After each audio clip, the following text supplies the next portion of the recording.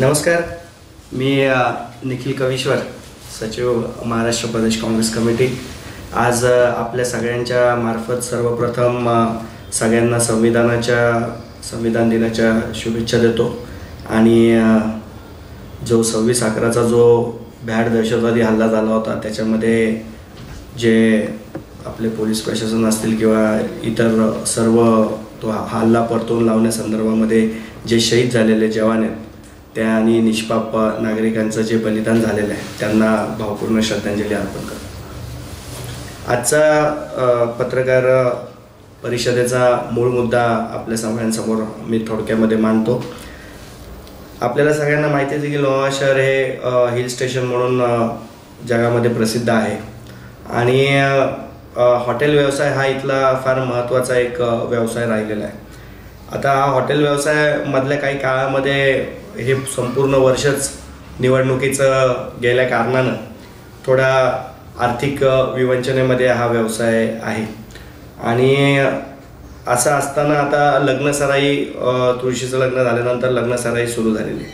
आपल्याला सगळ्यांनाच माहिती आहे की मुंबई, पुणे आणि इतर ठिकाणाहूनही लोणावळा शहरामध्ये वेगवेगळ्या हॉटेल्समध्ये लग्न करण्याच्या संदर्भामध्ये बरेच लोक इथं येत असतात आणि लग्न सोहळे, मोठे मोठे लग्न सोहळे इथं होत असतात।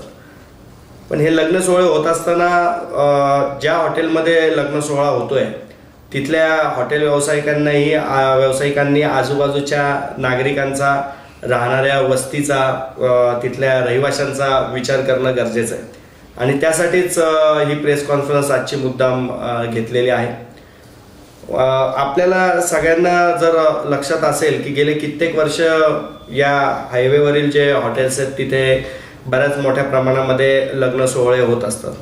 हा लग्न सोहळा कमीत कमी 3 दिवसाचा लग्न सोहळा असतो आणि 3 दिवस म्हणजे एक दिवस त्यांची ती संगीत संध्या असते, दुसऱ्या दिवशी काही कार्यक्रम असतात, तिसऱ्या दिवशी मग ते रिसेप्शन होऊन संपतो। अशा पद्धतीचं आहे 3 दिवसाचे मोठमोठे लग्न सोहळे, काही 2 दिवसाचे असतात, काही 3 दिवसाचे असतात, असे लग्न सोहळे या लोणावळ्यामध्ये पार पडत असतात। पण हे लग्न सोहळे पार पडत असताना आम्हाला आता काही रहिवाशांना, जे स्थानिक रहिवासी आहेत त्यांना काही या त्रासाला सामोरं जावं लागत आहे। ते अशा पद्धतीने आहे की या लग्न सोहळ्यांमध्ये सकाळी 8:30 वाजल्यापासून जो कार्यक्रम चालू होतो तो रात्री 10:30, 11, 11:30 वाजेपर्यंत, कधी कधी 12 वाजेपर्यंत, जोपर्यंत सांगत नाही तोपर्यंत हे कार्यक्रम चालू असतात।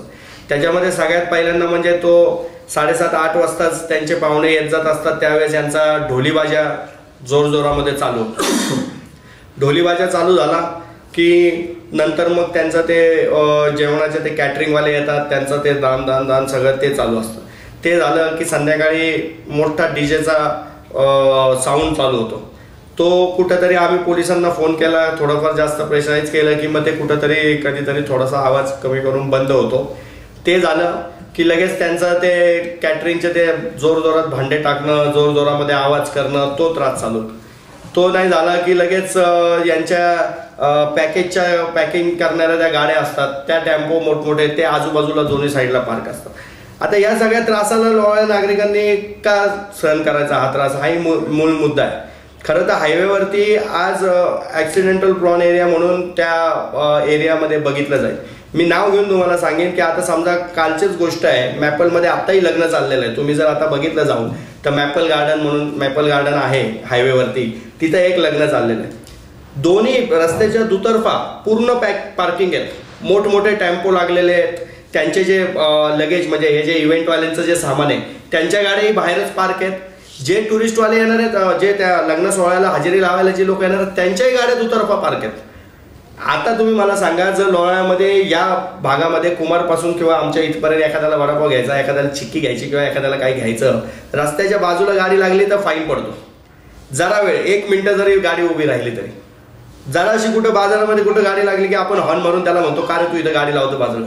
मग ह्या दोन्ही साईडला हायवेवरती मूळ हायवे जो आहे त्याच्यावरती दुतर्फा पार्किंग आहे, ती कोणालाच दिसत नाही। आज माझी सोसायटी तिथं आहे, यांची त्या आउटसाईडला आहे, अजून बऱ्याच नागरिकांच्या तक्रारी या आहेत। मग तिथं येता जाता आम्हाला इतका त्रास होतोय की आता आम्हाला बाहेर पडायचं म्हटलं, मुलाला जरी बाहेर पडलं तरी मला त्याच्याबरोबर पडावं लागतंय। इतक्या माझ्या दोन्ही सोसायटीला म्हणजे माझ्या या साईडला गेटला या साईडला सगळीकडे पूर्ण गाडी पार्किंगने भरलेली. जर तुम्ही पार्किंग प्रोव्हाइड करू नसेल शकत, तुम्ही व्हॅलिड पार्किंग तिथे ठेवू नसेल शकत, तर मग तुम्हाला हायवेवरती पार्किंग करायची परवानगी दिली कोणी? तुम्ही ते जिथं पार्किंग आहे तिथं तुमच्या लग्नाचे सोहळे होतात आणि बाहेर तुम्ही रस्त्यावरती पार्किंग करता. हा महत्वाचा मुद्दा आहे. याच्यावरती पोलीस प्रशासनाने असेल, लोणावळा नगरपालिकेने असेल, आणखीन कुठले प्रशासन असतील, यांनी लक्ष घालणं गरजेचं आहे. आज आमच्या दहीहंडी आली, गणपती आली, नवरात्र आली, आमच्या गावातल्या हळदी आल्या, गावातले लग्न सोहळे आले. आम्ही परवानगी घ्यायला पोलिसांकडे ऑथोराईज पोलीस प्रशासनाकडे आम्ही जातो, ती परवानगी घेतो. त्या परवानग्या घेतल्यानंतर वाजवायच्या पण याच्यात आवाज कमी करा.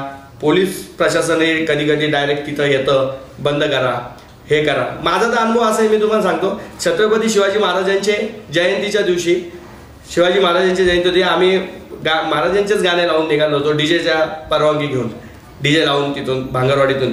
एक वेळ अशी होती की त्यावेळेस तो डीजे बंद करायला पोलीस प्रशासनाने लावला होता. आज माझ्या सोसायटीमध्ये कमीत कमी 7 जण आहेत, ते ओल्ड एज लोक आहेत सगळे, की ते 70-72 वर्षाची लोक आहेत. आणि त्याच्या बाजूला एक ॲरॉन रिसॉर्ट म्हणून तिथं ते लग्नाचे समारंभ होतात. आम्ही वारंवार आमची लोकही त्यांना विनंती करतात की तुम्ही आवाज कमी करा, तुम्ही आवाज कमी करा. ते आवाज बिलकुल कमी करत नाही. ते हॉटेलवाले पण ऐकत नाही, ते लग्नवाले ऐकत नाही, कोणीच ऐकत नाही. बरं, पोलिसांनाही फोन केला तरी आज तुम्ही आम्हाला सांगता दरवेळेस गणपती बसले की आपण गणेशोत्सवाच्या वेळेस आपण शांतता कमिटीच्या मीटिंग घेतो, एवढ्या डेसिबलच्या पुढे आवाज नाही पाहिजे एवढं.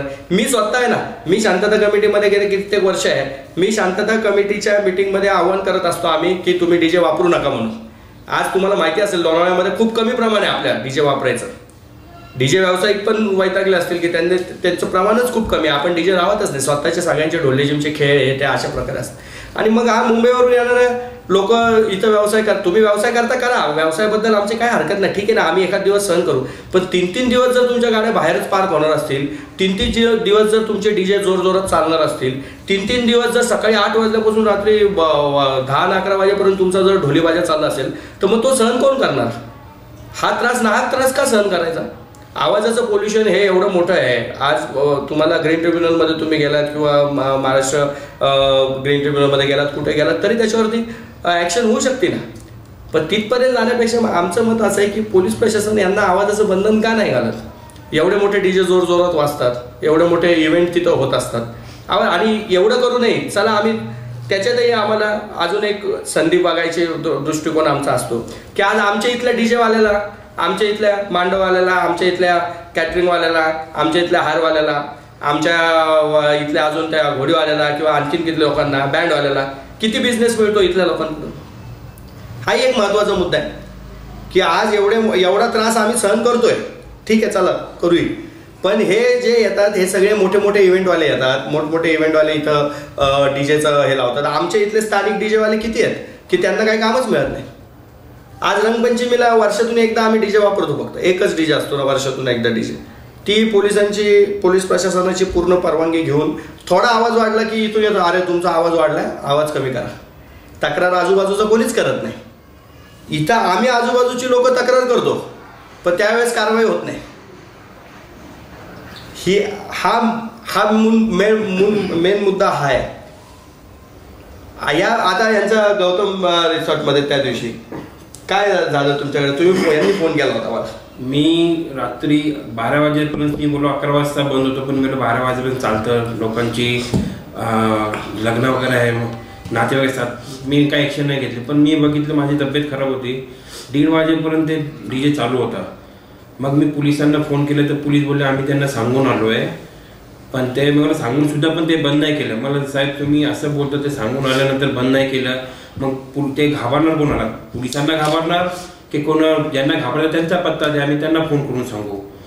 मग त्यांनी मला फोन केला अक्षरशः की म्हणे भाऊ इतका आवाज आहे की आम्हाला हे होत नाहीये आणि सकाळपर्यंत सहन करतोय. आता ते काय म्हटले की आम्ही 11 वाजेपर्यंत 12 वाजेपर्यंत सहन केलं.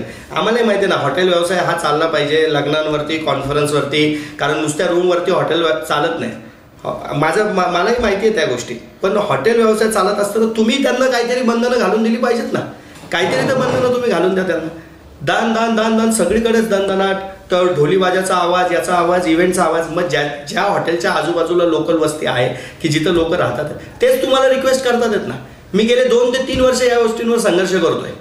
माझा पोलीस स्टेशनला 10 वाजता फोन गेला की तेच आता मला म्हणतात की आवाज वाढलाय का, आवाज कमी करायचा आहे का.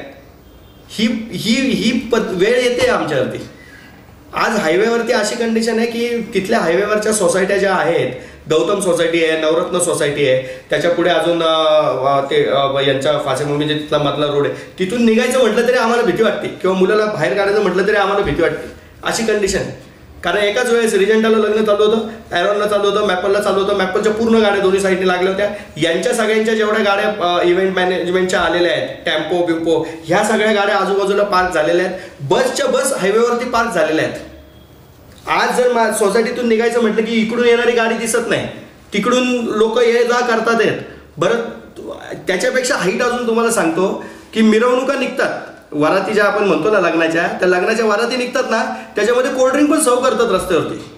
इव्हेंट मॅनेजमेंटमध्ये कोल्ड्रिंक सर्व करतात. कोल्ड्रिंक ते काय वेलकम ड्रिंक असेल ना तर त्या सर्व करतात. ते तुम्ही लग्न करा ना, हरकत नाही. तुम्ही तुमच्या पॅसेजमध्ये काय करायचं करा. आवाजही आम्ही सहन करतो, आमची त्यालाही काही हरकत नाही, पण त्याला एक काहीतरी लिमिट पाहिजे. 7 ते 10 आम्ही आवाज सहन करतो ना, आम्ही कुठं नाही म्हटलं, पण त्या आवाजाला काहीतरी लिमिट पाहिजे. आज तुम्ही तो हँगिंग डीजे एवढा मोठा तो लावला की आमच्या तिथल्या बंगल्याच्या याच्या त्याच्या सोसायटीमध्ये दान दान दान दान सगळं खिडक्या बंगल्यापासून सगळं वाजतं.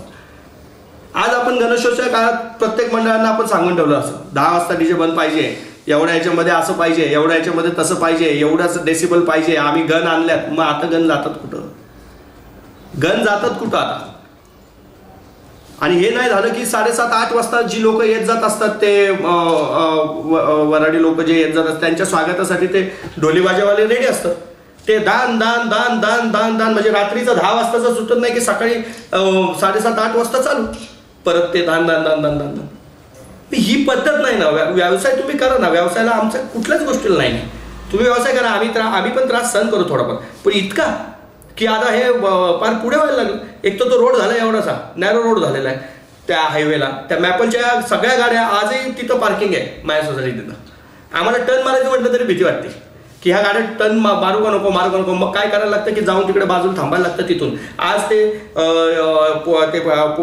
माजी पोलीस अधिकारी आहेत शितोळे साहेब, ते वांद्रे साहेब, त्या ह्यांचं ढोरेंचं घर तिथं आहे, लोखंड्यांचं घर तिथं आहे. ते काल म्हणत होते की यांचा आवाजच एवढा डीजेचा. त्यांनी काल कंप्लेंट केली. वैयक्तिक किती लोकांना प्रत्येकाला. आज त्या खटाव म्हणून आमच्याकडं एक फॅमिली आहे, आमच्याकडे ते मेहरा म्हणून फॅमिली आहे, तिकडे ते शॉप म्हणून फॅमिली आहेत. सगळे ओल्ड लेडीज आहेत, सगळ्यात म्हाताऱ्या की त्या 70 वर्षाच्या पुढच्या आहेत, झोपूच शकत नाही. अक्षरशः माझ्याकडे काल रिक्वेस्ट केली त्या लोकांनी की नाही तुमसे होता है ना तो हमको सोने की गोली लाके दो नींद की, जान दो नाही कोई सुनता है तो आपका. इतकी वाईट परिस्थिती आली. आम्ही अर्ज केले नवरत्न सोसायटीच्या नावाने. आम्ही किती वेळा पोलीस स्टेशनला अर्ज केले. मी किती वेळा ह्या हायवेच्या फोटोज काढून मी त्याला लावून दिलेले अर्ज आहेत जुने माझ्याकडे. आणि दरवेळेस आम्ही हेच संध होतो. आता लोक आम्हाला म्हणायला लागली की तुमच्याच्याने होतच नाही काही, तर तुम्ही काय करू नका म्हणून. इतकी वाईट परिस्थिती. तुम्हाला जर हायवेवरती तुम्हाला जर ट्रॅफिक अलाउड आहे तर तुम्ही तिथं हायवेवरतीच ट्रॅफिक करणार, सगळे अलाउ करणार. तुम्ही दुसरीकडे जाऊन पार्किंग नाही करू शकत. काही प्लॉट मोकळे आहेत पुढं, आणखीन काही प्लॉट भाड्याने घेऊन पार्किंग तिथं होते ना. आता त्या ॲरॉनची ज्यावेळेस लग्न असतं त्यांच्याकडे तिथं पार्किंग मधलं असते, तिथे पुढचा प्लॉट भाड्याने घ्यायचे, ते तिकडे पार्किंग करायचे. मॅपलच्या दोन्ही साईडला दोन्ही गाड्या पूर्ण जाम, दोन्ही साईड जाम. एक जण त्यांचा माणूस साधा मॅनेजर तिथं उभाही राहून बघत नाही. त्यांना कशाचं घेणं देणंच नाही. ते त्यांचा व्यवसाय करतात, संपला विषय. त्यांना काही घेणं नाही. तिकडं पडू काय करू. एकदा एका 2 व्हीलरने सकाळी 7:30 वाजता त्यांच्याच वराडी लोक होती की ते जे समोर हॉटेल घेतात, ते हरी इंटरनॅशनल ते रेंटने घेतात, तिकडून त्या लेडीज क्रॉस करत होत्या. तिकडून जोरात 2 व्हीलरवाले आले, त्यांना धडकले. एवढा मोठा ऍक्सिडेंट झाला. मी जाऊन त्यांना हॉस्पिटलाइज केलं होतं. ह्या घटना घडतात आहेत, तिथं घडतात आहेत घटना. आज मी माझ्या बायकोला सांगू नाही शकत की 2 व्हीलर घेऊन तू आता बाहेर निघ, मला लग्न होईपर्यंत तू जाऊ नको बाहेर, कारण तिथं जागाच नाही या साईडने सगळ्या रोडने. आणि तुम्ही आत्ताही जाऊन बघा, तुम्हाला तर दिसतच असेल, तुम्ही शेवटी येता जाताय, पण तुम्ही एकदा जाऊन बघा, त्याचं शूटिंग करून घ्या. दोन्ही साईडला दुतर्फा पूर्ण पार्किंग आहे, सगळ्या मोठ्या मोठ्या गाड्या. बरं, त्यांना कोणी सांगितलं, कोण बोलायला आलं ना की ही गाडी इथं नको लावू, आमचा वॉचमॅन किंवा कोण गेलं तर दादागिरी करतात. मग ह्याच्यात चुकी कोणाची? त्या मॅनेजरला काही घेणं देणं नाही. हॉटेलच्या स्टाफला, हॉटेलच्या याला काहीच घेणं देणं नाही. तुम्ही फक्त पॅकेज घेणार, तेवढा आणि तेवढाच बिझनेस करणार. ही कुठली पद्धत? ज्या वेळेस आपण इकडे कुठेच गाडी थांबू देत नाही, हायवेवरती एक गाडी थांबू देत नाही, आपण कुठे उभी करू, मग त्यांना काय हे हा मेन मुद्दा आहे आजच्या प्रेस कॉन्फरन्स. आणि हाच मुद्दा आज सगळ्यांच्या समोर जाण्यासाठी मी ही प्रेस कॉन्फरन्स घेतलेली आहे. आमच्या स्थानिक लोकांनाही तिथला रोजगार मिळाला पाहिजे, त्या डीजेवाल्यांना, जे कोण डीजेवाले असतील, आणि त्यांनी तेवढ्याच शिस्तीमध्ये तेवढ्याच आवाजात वाजवलं पाहिजे. त्यांना जसं पाहिजे तशी सर्व्हिस प्रोव्हाइड करायला पाहिजे, तर त्यांनाही व्यवसाय मिळेल. आणि हा जो मी सविस्तर आत्ताची जी पूर्ण माहिती सांगितलेली आहे, ही कुठेतरी बंद व्हायला पाहिजे. हायवेवरची पार्किंग सगळ्यात मेन म्हणजे बंद व्हायला पाहिजे. आणि आज मला तर नवल वाटतं की त्या हायकोर्ट कमिटी पण आमच्याकडे बसलेली आहे लोणावळा नगरपालिकेमध्ये. आज तुम्ही हायवेवरून ते ड्राईव्ह थ्रूची परमिशन देता. आज ते काहीतरी एक ब्रँड आलेला आहे तिथे, ते याच्या तिथे ते काय ते बर्गर किंग का काय, आणि ते अजून एक डॉमिनर, तिथे ड्राईव्ह थ्रूची परमिशन दिली तुम्ही. त्या हायवेवरती सॅटर्डे संडेला गाडी जात नाही. आम्हाला हायवे नाक्यावरती यायचं म्हटलं की आम्ही मधून मातृशाळेचे तिथून टर्न मारून बस स्टँडमधून गाडी घेऊन येतो, आणि तुम्ही तिथे ड्राईव्ह थ्रूची परमिशन दिलीच आहे ना. नगर त्यांनी चालू केलं म्हटलं नगरपालिकेनेच परवानगी दिली असणार आहे. कशी ड्राईव्ह थ्रूची परमिशन होतो? हायवेवरून मेन हायवेवरून एंट्री घ्यायची, आतमध्ये जायचं, तुमची ऑर्डर द्यायची, तिथून पार्सल घ्यायचं, आणि मग फिरून तुम्ही गाडी परत अशी आणायची. याला ड्राईव्ह थ्रू म्हणतात. हायवेवरून गाडी आत जाणार, ती फिरून येणार, ती परत ती गाडी त्याच हायवेला जॉईंट होणार, की हालाकी तिथं टू व्हीलर जायला पण जागा नाही. तुम्ही अशा परवानगी दिल्या की सगळ्यात मोठा ऍक्सिडेंटचा स्पॉट येतो आत्ताचा. हे आत्ता जाणवणार नाही, पण ज्या वेळेस एखादी दुर्दैवी घटना होती ना, त्यावेळेस मग आपण ओरडत बसतो प्रत्येक गोष्टीला. आज या लग्नांच्या याच्यामध्ये पण आत्ता जाणवत नाही, पण ज्या वेळेस दुर्दैवी घटना होईल त्यावेळेस मग ओरडण्यात काय उपयोग आहे? मी त्याच्या अगोदर म्हणून मी ओरडतोय आज. काय कोणाला वाईट वाटेल, काय कोणाचं काय होईल, मला त्याच्याशी घेणं नाही, पण हा ऍक्सिडेंटल स्पॉट येते आणि हे होण्यासारख्या गोष्टी आहेत. याच्यामध्ये काहीतरी प्रशासनाने शिस्त आणली पाहिजे, प्रशासनाने त्याच्यावरती जर बसवली पाहिजे, प्रशासनाने यांना शिस्त घालून द्यायला. त्यांचे व्यवसाय बंद करा असं माझं बिलकुल म्हणणं नाही, पण याच्यावरती शिस्त ही बसलीच पाहिजे. आणि ही जर शिस्त बसली नाही ना, तर याच्या पुढे मी तरी वैयक्तिक याचं पुढं आंदोलन छेडणार म्हणजे छेडणार. कारण हा आवाज, ही पार्किंग हे कुठेतरी थांबलं पाहिजे. कारण जर स्थानिक लोकांना जर याच्यावरती निर्बंध आहेत, तर मुंबईवरून येणाऱ्या लोकांना किंवा अजून कुठून येणाऱ्या लोकांना जर इथं लग्न करायचं असेल तर त्यांच्यावरही निर्बंध प्रशासनाने ठेवले पाहिजे. एवढी माझी आजची या प्रेस कॉन्फरन्सच्या मार्फत कळकळीची पोलीस प्रशासनाला, नगरपालिका प्रशासनाला, MSRDCला, जे याच्यामध्ये इन्व्हॉल्व आहेत त्यांना विनंती आहे. याबाबत आपण संबंधित जे काही अधिकारी आहेत किंवा हॉटेल असोसिएशन आहे यांच्याशी काही संपर्क साधलाय का? त्यांना काय सांगितलं आहे याबाबत? मी हॉटेल असोसिएशनचे उपाध्यक्ष का अध्यक्ष आहेत, मला वाटतं इंदर शेठ आमचे पुरोहित, त्यांच्याशी मी चर्चा केली होती या गोष्टीवरती. त्यांनी मला ते सहकार्य करून त्यांनी सांगितलं की आवाज एवढा यायला नाही पाहिजे. आम्ही आता त्यांच्याकडेही लग्न होतात, पण ते काय एवढा मोठा याच्यात नसतं, त्या आतमध्ये सगळं असतं. तर तेही मला म्हटलं की मी याच्यावरती चर्चा करतो. मी अनिश शेठ गणात्रे यांच्याबरोबरही एकदा चर्चा केली होती, पण जसं पाहिजे तसं म्हणजे त्याच्यातून काही फरक पडेल असं मला काही वाटलं नाही. कारण गेले कित्येक वर्ष मी या गोष्टीसाठी पोलीस प्रशासनाकडे पाठपुरावा करतोय, पण त्याच्यातून काही मोस्टली असं काही फरक पडला नाही. म्हणून मी म्हटलं की आपल्या मार्फत आता जनतेमध्येच जाऊन याचा खुलासा मागा. पोलीस प्रशासनाने याकडे तुमच्या म्हणण्यानुसार लक्ष दिलेलं नाहीये? नाही, पोलीस प्रशासनाला मी वारंवार अर्ज केलेले आहेत. माझ्याकडे अर्ज आहेत पोलीस प्रशासनासाठी, आणि मी वारंवार फोनही त्यांना करतो. पण काय होतं की ज्या दिवशी आवाज वाढलेला आहे त्यावेळेस मी फोन करणार, मग ते येणार आणि मग त्याच्यावर कारवाई होणार. हे अपेक्षित सारखं नाही. आमचं मत आहे की पहिलाच आवाज कमी असावा, 10:30 वाजता ते बंद व्हावं, आणि ह्या ज्या दोन्ही दुतर्फा पार्किंग आहेत त्या नसाव्यात. ह्या जर एवढ्या छोट्या गोष्टी आहेत, ह्या तेच करू शकतात. निखिलजी, बऱ्याचदा आपण लोणावळा शहरामध्ये बघितलेलं आहे की त्याच्यामध्ये बांधून घेण्याचा प्रयत्न जाईल. 100%. मी तुम्हाला त्याच्या अगोदरच सांगितलं की मला छत्रपती शिवाजी महाराजांच्या जयंतीच्या वेळेसही डीजे बंद करायला लावलेला होता. मी स्वतः डीजे बंद केलेला माणूस. मी मिरवणूक तशी आणली. रंगपंचमीच्या वेळेसही काही गोष्टी घडल्या, हळदीच्या वेळेसही तशा काही गोष्टी घडतात, हे मला माहिती आहे. पण याचा अर्थ असा आहे की आम्हाला उलट आम्ही आमच्यावरच निर्बंध घालून घेतलेले आहेत याच्या अगोदरपासून. आपणही सगळे असता गणपती गणेशोत्सवाच्या वेळेस, विसर्जनाच्या वेळेस आपण किती वेळा सांगतो डीजे लागले नाही पाहिजे, डीजे वापरू नका, आपणच आव्हान करत असतो. म्हणजे आपण आपल्याला निर्बंध घालून घेतलेले आहेतच ना. मग याच्यापेक्षा जास्त निर्बंध तुम्ही जर आमच्या इथेच गन वापरणार तर मग त्यांना का सूट? निखिलजी, या हॉटेल्सच्या विषयाच्या माध्यमातून आपण खरं ते खूप महत्त्वाचा विषय मांडलेला आहे लोणावळकरांसाठी. जो नाक्यावरती आता जे काही नव्याने काही तिथे व्यवसाय सुरू झालेले आहेत, सबवे असेल, डॉमिनोज असेल, आणि त्याच्यामध्ये जो तुम्ही आता विषय मांडला, खरं तर ऑलरेडी हायवे सतत ट्रॅफिक जाम असते लोणावळ्यामध्ये, आणि त्या कुठल्याही शॉपला कुठेही पार्किंग व्यवस्था दिसत नाही. त्यामुळं साहजिकच तिथं थांबणारे जे लोक आहेत त्यांची जी पार्किंग आहे ती साहजिकच हायवेवरती होणार आहे. त्याच्यामुळं वाहतुकीला मोठा प्रॉब्लेम अजून फेस करावा लागणार आहे लोणावळेकरांसाठी. काय म्हणाल तुम्ही याच्यावरती नक्की काय केलं पाहिजे प्रशासनाने? नाही, हा रोड जेवढा आहे 25 मीटरचा आहे किंवा 20 मीटरचा आहे, काय तो एक रोड त्यांनी त्यांच्या ताब्यात घ्यावा आणि तो रोड वाढवावा, त्याशिवाय ट्रॅफिक सुटणारच नाही.